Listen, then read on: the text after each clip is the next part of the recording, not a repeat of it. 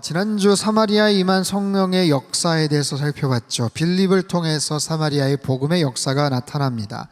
사마리아에 복음이 들어갔다는 것은 사도행전에 많은 지역에 복음이 들어가고 여러 가지 사건이 있었지만 그 중에 그냥 평범한 하나의 에피소드가 아니에요. 특별히 사마리아 지역에 들어갔다는 것. 차라리 내가 땅끝을 갈지언정 사마리아는 난 절대로 안 가겠다 하는 굉장한 거부감을 갖고 있었던 유대인들 입장에서는 사마리아 지역에 들어갔다, 그곳에 들어가서 복음의 역사가 있었다라는 것은 아주 특별한 사건이었습니다. 어찌됐든 예루살렘에서 시작된 성령의 역사가 사마리아를 통하고 그리고 땅끝을 향해 나아가는 바로 그런 이야기들이지요. 복음이 전해졌을 때 사마리아 땅에 큰 기쁨이 임하게 되었다라고 설명을 합니다. 여러분, 복음이 들어간 곳에 큰 기쁨이 임해요. 그것은 당연합니다. 말씀의 능력, 성령의 능력 때문이죠. 하나님은 모든 사람이 구원받고 하나님 자녀 되기를 원하시는 줄 믿습니다. 여러분, 말씀이 들어가고 성령님이 역사하면 어떤 사람이든 변화가 되고요, 어떤 관계, 어떤 모임도 변화가 되고 그 지역에 놀라운 기쁨이 임하게 되더라라는 거예요. 죄와 어둠이 다 떠나가고 거짓과 부정함이 다 사라지게 되고요, 오히려 빛과 사랑이 임하고 진리와 생명이 선포되니까 사람의 인생이 바뀌고 도시가 변하게 되더라라는 거예요. 큰 기쁨이 임했어요. 큰 부흥이 임하게 됩니다. 그런데 갑작스럽게 성령님께서 빌립 집사에게 이렇게 이야기를 하세요. 26절 말씀 같이 읽습니다. 시작. 주의 사자가 빌립에게 말하여 이르되 일어나서 남쪽으로 향하여 예루살렘에서 가사로 내려가는 길까지 가라 하니 그 길은 광야라. 자, 주의 사자는 천사 또는 성령님의 음성으로 이해하면 됩니다. 떠나라고 하셔요. 다른 곳에 가라고 말씀을 하십니다. 다른 곳 어디요? 광야입니다. 광야로 가라고 하셔요. 예루살렘에서 가사로 내려가는 광야길, 지도를 보시면 그 길은 사마리아 지역에서 저 아래쪽까지 무려 한 70여 킬로 정도 떨어진 곳입니다. 블레셋에서 애굽으로 연결되는 길이에요. 저 가사를 통해서 해변길로 직행할 수 있는, 애굽으로 갈 수 있는 그런 고속도로와 같은 길들이 펼쳐지는데, 지금 빌립이 있는 사마리아 지역에서 여러분 적지 않은 그런 거리거든요. 자, 두 가지 입장, 성령님의 입장과 빌립의 입장에서 한번 생각을 해보죠. 성령님의 입장에서 생각해 볼 때 사람이 없구나, 적합한 사람이 없다는 거예요. 그 지역에서 뭔가를 해야 되는데 그 주변에 성령님께서 꼭 필요할 만한 사람이 그 지역에 없다는 거예요. 그 주변에 없다는 거예요. 그러니 오죽하면 먼 거리에 있는 빌립을 부르셨겠어요. 여러분, 성령 하나님은 늘 사람을 찾으십니다. 사람을 세우십니다. 그래서 언제나 우리가 잘 준비하고 있으면 하나님 앞에 쓰임받게 되는 거예요. 하나님은 늘 우리를 주목하셔요. 그리고 반드시 하나님의 뜻을 이루어 나가십니다. 그 지역에 없으면 좀 더 넓은 지역, 거기에도 없으면 지구 반대편에 있는 사람을 통해서라도 어떻게든지 하나님의 특별한 일들을 행하시더라라는 거예요. 그런 측면에서 빌립은 하나님의 아주 거룩한 도구였죠. 사용하시기 참 좋은 그런 사람이었죠. 여러분 보십시오. 하나님께서 사용하시기 좋은, 하나님께서 쓰시기에 편안한 그런 사람이 되시기를 바랍니다. 무슨 말이냐면, 여러분, 세상에서는 만만한 사람이 돼서는 안 돼요. 세상 사람들이 함부로 여기는 사람이 되어서는 안 되죠. 하지만 성령님께서 여러분을 쓰시기에 좋은 사람, 여러분을 사용하시기에 편한 그런 사람이 되어야 되는 거예요. 같은 장면을 빌립의 입장에서 한번 볼까요? 여러분, 빌립에게는 이것은 쉬운 명령이 아닙니다. 왜요? 거리가 멀기 때문에 70여 킬로 떨어진, 지금 그곳 사역 잘하고 있는데 잠깐 이웃 동네 심부름하라는 게 아니잖아요. 70여 킬로 떨어진 먼 곳이니까 순종하기 쉽지 않았을, 분명히 그럴 수도 있습니다. 하지만 다른 어떤 것보다 힘든 이유가 지금 사마리아 지역에 큰 부흥이 임했어요. 지금 사역을 잘하고 있습니다. 굉장히 지금 사역에 꽃을 피우고 있는데, 빌립아, 네가 사마리아에 지금 어떻게 보면 복음을 전해서 지금 큰 부흥이 일어났어. 너 참 장하다, 너 귀하다. 근데 너무 급하니까 지금 잠깐 옆 동네 출장 좀 다녀와. 그리고 나서 계속해서 일을 좀 맡아줬으면 좋겠다. 그게 아니에요. 아예 짐 싸서 옮기라는 겁니다. 여러분, 이게 쉽습니까? 지금 뭔가가 잘 되고 있는데 그 자리를 떠나라니요. 먼 거리를 향해서 나아가라는 거예요. 우리는 흔히 뭔가 길이 막히고 뭔가 일이 잘 안 풀리고 계속해서 뭔가가 자꾸만 차단이 될 때, 이거 하나님이 원하시지 않나? 다른 길을 찾아볼까? 더 순적하고 더 편안한 길, 더 좋은 길을 이끌어 주실 거야? 여러분, 우리는 그렇게 해석하고 생각을 하죠. 근데 지금 빌립의 입장에서는 지금 만족하고 있는데, 부응하고 있는데, 안정적이 평온하게 모든 사역들을 잘 하고 있는데 지금 자리를 박차고 떠나라고 하시는 거예요. 여러분, 이 말씀에 순종하기 어렵습니다. 어렵습니다. 그런데 그럴 때가 있더라는 거예요. 성령님께서 떠나라고 하실 때가 있다는 거예요. 분리해도 하나님의 뜻일 수가 있어요. 손해를 보는 장소여도 하나님의 뜻일 수 있어요. 여러분, 성경 곳곳에서 길이 막히고 문제가 지연되고 기다리고 이게 정말 도대체 그 끝이 어딘가 싶어도 그럼에도 하나님이 그곳에 머물라고 하시고 하나님이 기다리라고 하실 그런 때가 수두룩하게 많습니다. 성경의 믿음의 사람들을 보십시오. 수많은 사람들이 그런 이유를 알 수 없는, 끝을 알 수 없는 상황에서 답답함에 한숨에 그 시간들, 고통의 시간들을 보낼 때가 참 많죠. 그럴 때가 있더라는 거예요. 뒤집어 말하면 반대로 좋은 자리, 사람들에게 찬사를 받는 곳이어도 하나님의 뜻이 아닐 수도 있더라라는 거예요. 여러분, 이 어려운 명령에 빌립은 순종을 합니다. 성령님의 뜻에 순종합니다. 하나님의 크신 계획 안에 순종을 합니다. 그럼 이유가 있지 않겠어요? 그렇게 등 떠미셔서 보내셨던 하나님의 특별한 이유가 있겠죠. 특별한 만남을 준비하셨던 거예요. 빌립은 그 광야에서 사람을 만납니다. 어쩌면 빌립 인생에 절대로 만날 수 없을 것 같은 특별한 사람, 그리고 모든 것이 다 충분하게 준비되어 있던 한 사람을 만나요. 그 사람이 누구입니까? 자, 27절 28절 말씀 같이 읽습니다. 시작. 일어나 가서 보니 에디오피아 사람 곧 에디오피아 여왕 간다게의 모든 국고를 맡은 관리인 네시가 예배하러 예루살렘에 왔다가 돌아가는데 수레를 타고 선지자 이사야의 글을, 자, 이 사람은 누구냐면 아프리카 사람, 에디오피아 사람, 아마 흑인이겠죠. 에디오피아 여왕 간다게 재정을 맡은 네시예요. 여러분, 간다게라는 거 사람 이름이 아닙니다. 애굽의 파라오 같은 여왕의 직함이에요. 이 사람은 유대인도 아니고 사마리아 사람도 아닙니다. 이방인이었어요. 근데 모든 국고를 맡았어요. 재정장관쯤 되는 사람. 얼마나 여왕에게 신뢰를 받았길래 그 자리까지 올랐을까. 대단한 권력자겠죠. 그런데 신체적으로 거세당한 내시였다라는 겁니다. 여러분, 어떤 정치적인 이유로 남성의 생식기 일부를 잘라내서 육체적 결함이 있는 그런 사람이에요. 근데 그 사람이 어떻게 하나님을 알았는지는 모르지만 이방인이면서도 하나님을 믿었고 중요한 직책을 맡았음에도 불구하고 꽤 오랜 시간 동안 큰 재정을 들여서 유대의 공식적인 절기 예배에 참석하고 예루살렘에 가서 예배를 드리고 참석하고 돌아가는 길이었어요. 그런데 이 사람이 이방인이었죠. 거세를 당한 고자였죠. 그래서 정식 유대인의 성전 예배에는 참석할 수가 없었습니다. 간절함이 있는데, 그런 열정이 있는데, 예루살렘까지 세상에 방문을 했는데 이방인이고 신체불구이기 때문에 이방인의 뜰에서 겨우 예배를 먼발치서 관람하듯이 잠시 잠깐 드리고 지금 본국으로 돌아가는 거예요. 그러니 그 마음속에 얼마나 답답함이 있었겠습니까? 아쉬움이 있었겠습니까?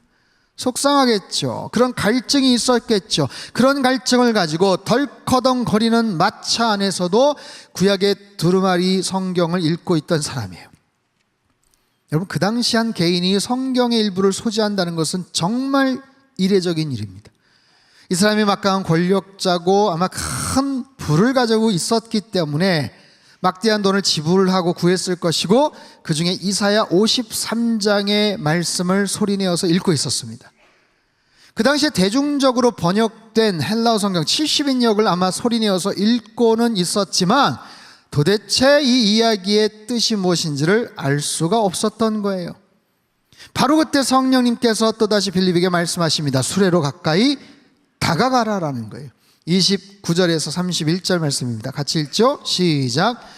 성령이 빌립더러 이르시되 가까이 나아가라 하시거늘 빌립이 달려가서 선지자 이사야의 글 읽는 것을 듣고 말하되 읽는 것을 깨닫느냐? 대답하되 지도해 주는 사람이 없으니 어찌 깨달을 수 있느냐 하고 빌립을 청하여 수레에 올라 같이 앉으라 하니라.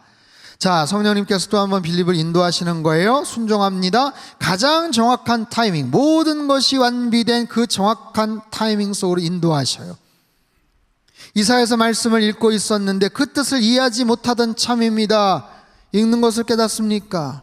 가르쳐주는 사람이 없으니 알 바 아니오. 내가 어떻게 알겠소? 지도해주는 사람이 없으니 어떻게 깨닫겠소? 답답한 거예요. 답답한 거예요. 이런 답답함을, 이런 간절함을 성령님이 긍휼히 여기신 거예요. 안타까이 여기신 거예요. 그래서 70km 떨어진 곳에 있는 빌립을 불러다가 그것을 설명하라고 하는 거예요. 여러분, 그가 얼마나 답답했으면, 간절했으면 빌립을 청해서 마차에 앉게 합니다. 수레에 올라 앉으라. 그리고 덜커덩거리는 수레 위에서 즉석 성경 공부가 시작이 됩니다. 32절에서 34절까지 말씀 같이 읽죠. 시작. 읽는 성경 구절은 이것이니 일러스되 도살자에게로 가는 양과 같이 끌려갔고 털 깎는 자 앞에 있는 어린 양이 조용함과 같이 그의 입을 열지 아니하였도다. 그가 굴욕을 당했을 때 공정한 재판도 받지 못하였으니 누가 그의 세대를 말하리요? 그의 생명이 땅에서 빼앗김이로다 하였거늘 그 내시가 빌립에게 말하되 청컨대 내가 묻노니 선지자가 이 말한 것이 누구를 가리킴이냐? 자기를 가리킴이냐? 타인을 가리킴이냐? 도대체 여기에서 언급하는 이 사람은 누구냐라는 거예요. 왜 도살장에 끌려가는 어린 양처럼, 털 깎이는 어린 양처럼 침묵하고만 있느냐? 굴욕을 당하고 있는데, 뭔가 억울한 일을 당하고 있는데 재판도 받지를 못하고 있지 않느냐? 무기력하게 죽은 이유가 무엇이냐라는 거예요. 그리고 그 사람이 누구냐? 이 글을 쓴 선지자 본인이냐? 아니면 다른 누구냐? 왜 억울하게 고통 가운데 죽은 이유가 뭐냐? 무슨 잘못을 했느냐? 그리고 그 사람이 얼마나 중요한 인물이기에 이렇게 성경에 기록되어 있느냐? 그 사람이 누군지 당신은 아느냐? 여러분, 이것이 에디오피아 내시의 질문입니다. 이 사람이 누구냐? 죽은 이유가 무엇이냐? 왜 죽었느냐? 여러분 보십시오. 우리가 누군가에게 복음을 전할 때 바로 이 내용을 말하지 않습니까?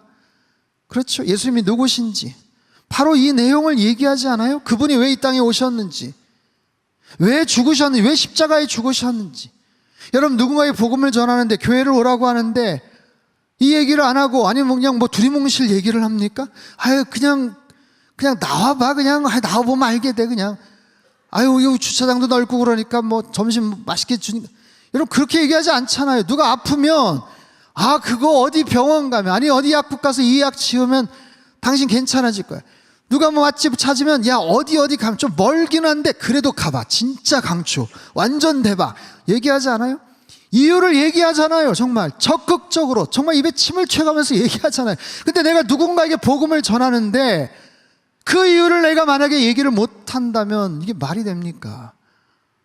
당신이 왜 예수를 믿어야 되는지를 내가 설명을 할 줄을 모른다면 이게 말이 되냐고요. 여러분, 빌립이 지금 내시에게 얘기를 하는 거에 그분이 누구인지, 예수님이 누구인지, 그분이 왜 죽었는지, 그리고 그 죽음이 나와 당신에게 어떤 의미가 있는지, 그리고 그 사실을 믿으면 나처럼 당신의 인생도 어떤 변화가 있는지 빌립이 그 사실을 전합니다. 이야기하는 거예요. 당신 안에 있는 그 간절함이 어떻게 해결이 되는지, 당신이 갖고 있는 그 결핍과 갈증과 부족함이 어떻게 채워질 수 있는지 이야기하는 거예요. 선포하는 거예요. 빌립을 통해서 예수님을 알게 됩니다. 이사야의 주인공인 메시아 주님임을 알게 됩니다. 주님에 대한 복음을 듣게 됩니다. 그리고 말할 수 없는 감동을 받아서 세례를 받습니다. 35절에서 38절까지 말씀 같이 읽죠. 시작. 빌립이 입을 열어 이 글에서 시작하여 예수를 가르쳐 복음을 전하니 길 가다가 물 있는 곳에 이르러 그 내시가 말하되 보라, 물이 있으니 내가 세례를 받음에 무슨 꺼리낌이 있느냐. 38절. 이에 명하여 수레를 멈추고 내시가 둘 다 물에 내려가 빌립이 세례를 베풀고. 37절에 갑자기 없음으로 나와서 놀라지 않으셨어요? 성경이 없어? 그리고 성경에 어떤 구절이 이렇게 없기도 합니다. 아니, 어떻게 없을 수가 있는가? 제가 간단하게 설명을 드릴게요. 여러분, 이 성경은 구약이든 신약이든 이게 원본은 존재하지 않아요. 수많은 사람들의 사본이 존재합니다. 사본.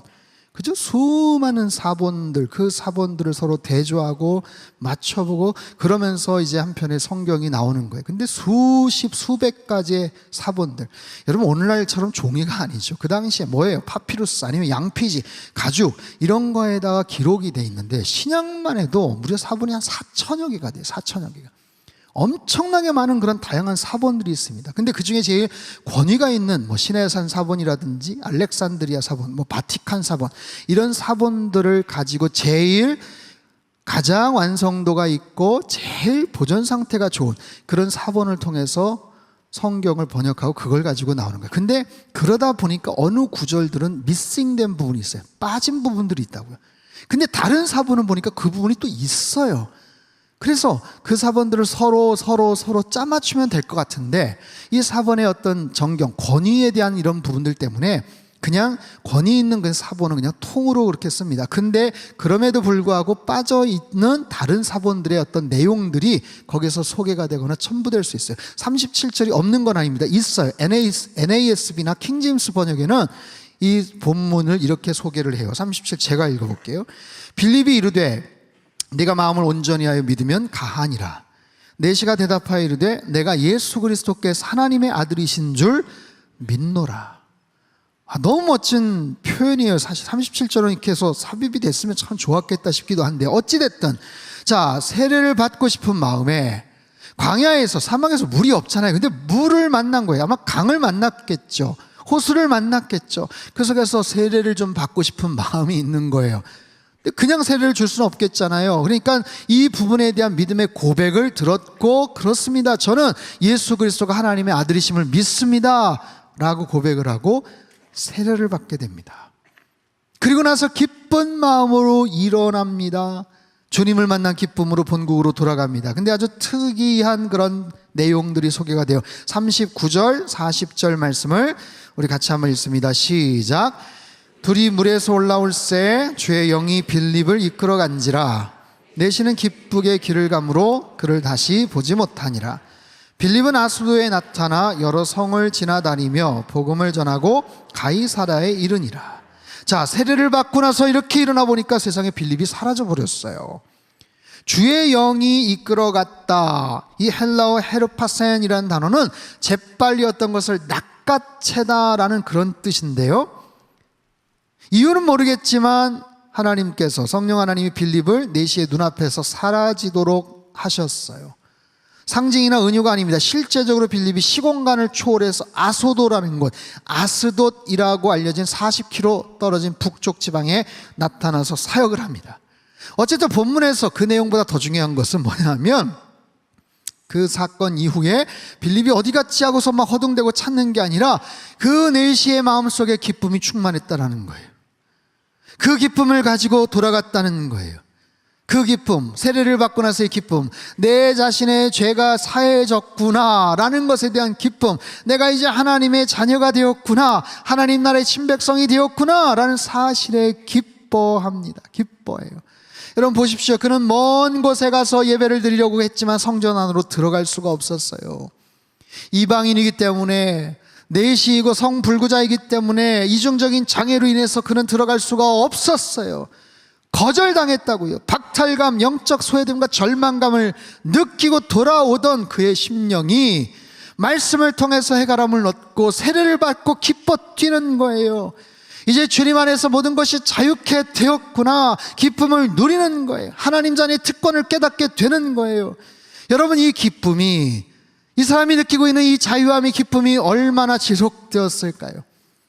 얼마만큼 계속되었겠어요? 돌아가는 발걸음 동안 내내 지속되었겠죠. 그런데 여러분 주셔야 될 것이 뭐냐면, 저는 상상합니다.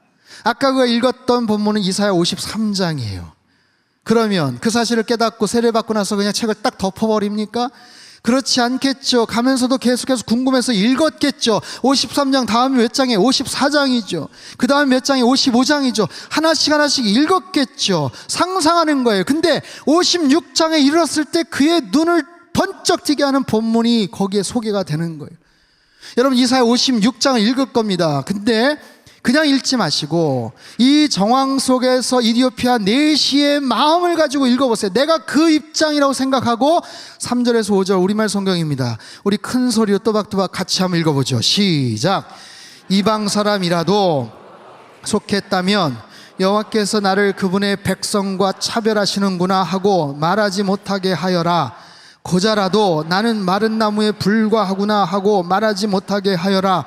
여호와께서 말씀하신다. 고자라도 내 안식일을 지키고 내가 기뻐하는 일을 골라서 하며 내 언약을 단단히 붙들기만 하면 내 성전과 내 성벽 안에 기념비를 세워주고 아들과 딸에게 물려주는 이름보다 더 좋은 이름을 주겠다. 내가 그들에게 영원히 끊어지지 않는 이름을 주겠다. 아멘. 여러분 보십시오.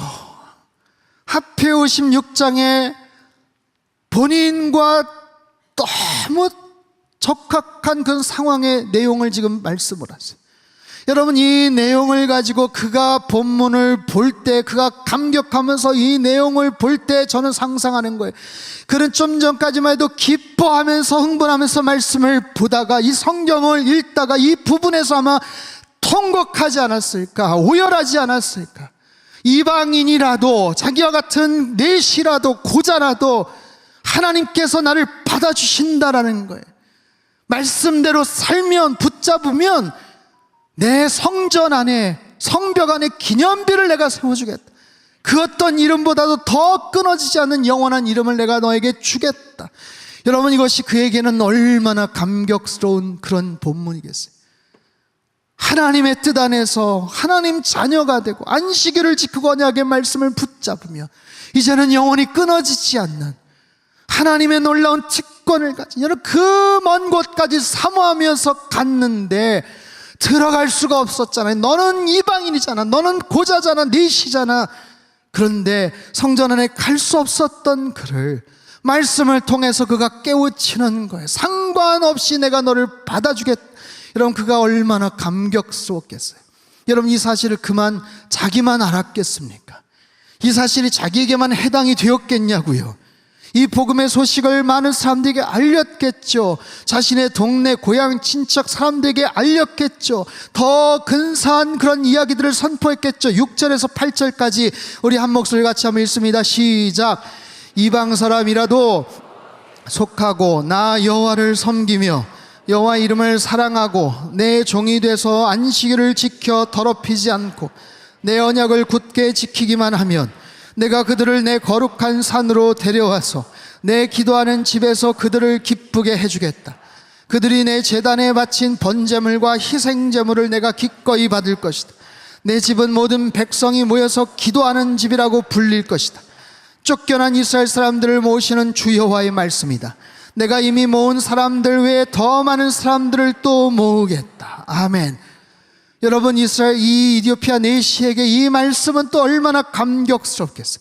이 말씀을 사람들에게 전하는 거예요. 자기 지역에 있는 사람들 고향 친척에게 전하는 거예요. 여기에 복음이 있다고 이야기를 하는 거예요.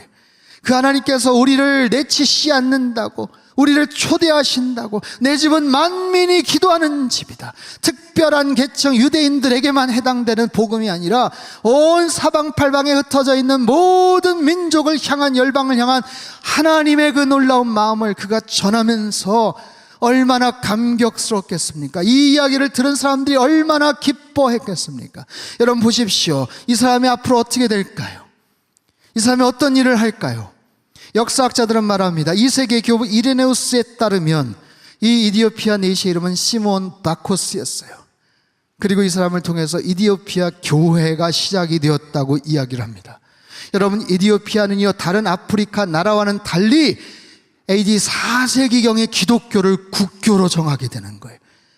얼마나 많은 사람들이 이 복음 앞에 무릎을 꿇고 막강한 영향력을 발휘했으면 그랬을까요? 이디오피아 내시가 그 출발점이 아니었겠습니까? 그의 영향이었겠죠. 그때만이 아닙니다. 여러분 위키피디아 2007년 인구조사에 따르면 1억 명에 육박한 이디오피아 전체 인구의 62.1%가 기독교인이에요. 정교회가 43.5%, 개신교가 18.6%입니다. 아프리카 그 지역에서 정말 독특하게 특이하게 60%가 넘는 사람들이 기독교인 크리스찬이라고요. 이것이 어떻게 가능해요? 에티오피아 내시의 그 회심과 그 감격적인 복음의 역사 때문이 아니겠어요? 사랑하는 성도 여러분, 이것이 얼마나 놀라운 이야기입니까? 빌립의 한 번의 순종으로 인해서, 그 한 번의 만남으로 인해서, 처음에는 사마리아 지역에 복음이 들어갔지만 그곳에서 떠나서 광야로 가라고 했던 이해할 수 없는 그 성령님의 음성에 순종한 결과 한 사람을 변화시키고 한 지역을 바꾸고 한 나라를, 역사를 바꿔버리는 놀라운 일들. 여러분, 빌립은 성령님께 순종합니다. 그 순종의 의미가 어떤 것인지 몰랐을 거예요. 몰랐을 겁니다. 나중에 그런 얘기도 했겠죠. 내가 말이야 복음을 많이 전해봤는데, 야, 그때 진짜 특이한 사람 한 명 만났지. 아프리카에서 왔다고 하는데 큰 국고를 맡은 재정부 장관쯤 된다고 하는데 그 사람이 그렇게 갈급해서 내가 말씀을 가르쳤고 세례까지 주었고, 모르겠어. 아무튼 그 이후에 어떻게 어쩌자 해가지고 이렇게 헤어졌어. 여러분, 그 이후에 이 네시가 본국에서 어떤 일을 펼쳤을지 빌립은 몰라요. 여러분, 성령님의 사건은 신비합니다. 성령님의 구원 사역은 놀랍습니다. 여러분, 믿겨지십니까? 내가 지금 이 자리에서 예배를 드리고 있다는 사실이 여러분 믿겨지세요? 내가 어떤 이유로 인해서 복음을 받아들이고 내가 나에게 복음을 전한 사람들이 어떤 험난한 경로와 여러 가지 복잡한 상황에서 나에게까지 복음의 바통을 전했는지 여러분은 아십니까? 우리는 다 몰라요. 그리고 내가 불현듯, 아니 그냥 어떻게 보면 선뜻 그냥 복음을 전하고 교회 한번 나오라고 했을 뿐인데, 그 사람이 그 말을 듣고 성령님을 받아들이고 예수님을 받아들이고 그 이후에 그의 인생이 어떻게 펼쳐질지 우리는 모른다는 거예요. 여러분, 그렇기 때문에 성령 하나님께서 우리에게 복음에 대한 그런 구원의 명령, 그 놀라운 그 말씀에 대한 그런 명령을 할 때는 우리는 순종할 수밖에 없어요.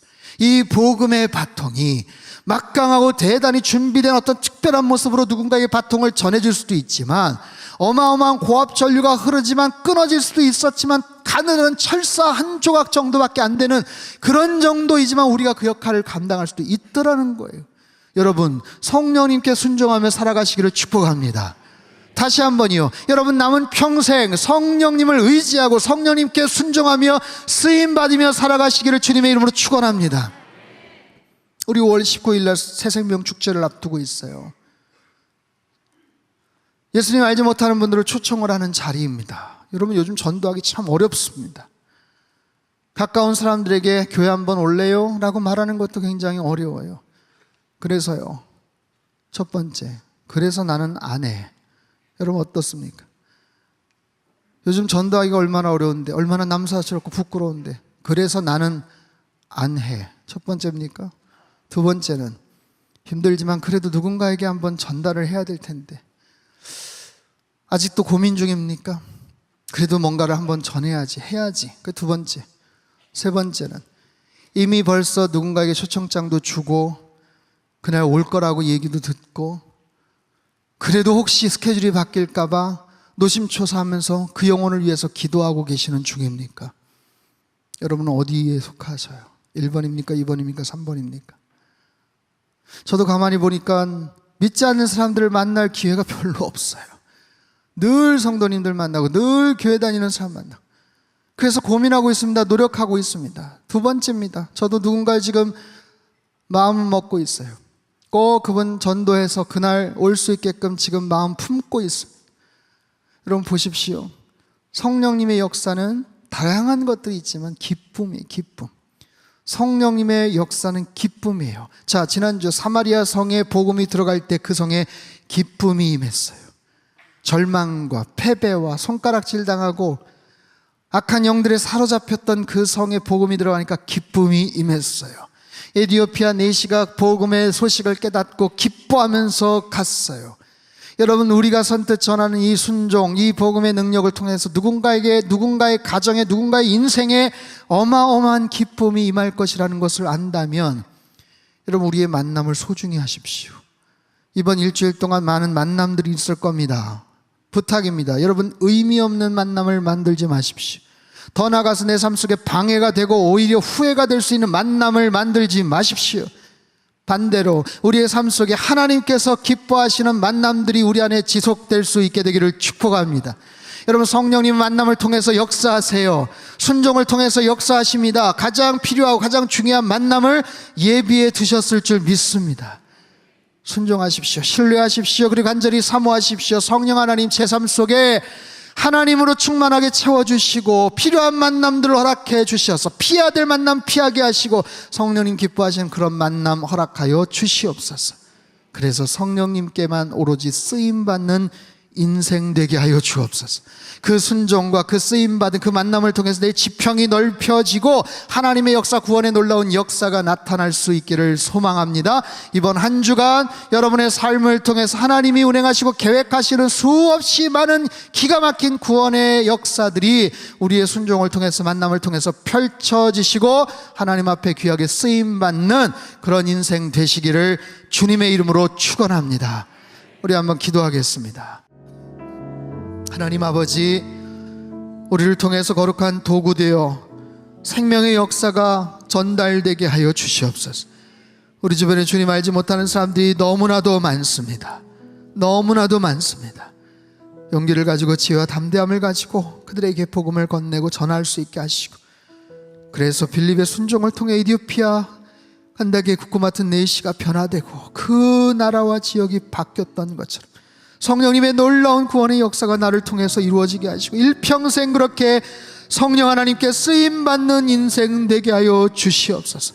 그런 거룩한 선교적 교회로 우리 상당교회를 들어 사용하여 주시옵소서. 존귀하신 예수님의 이름으로 감사하며 기도하옵나이다. 아멘.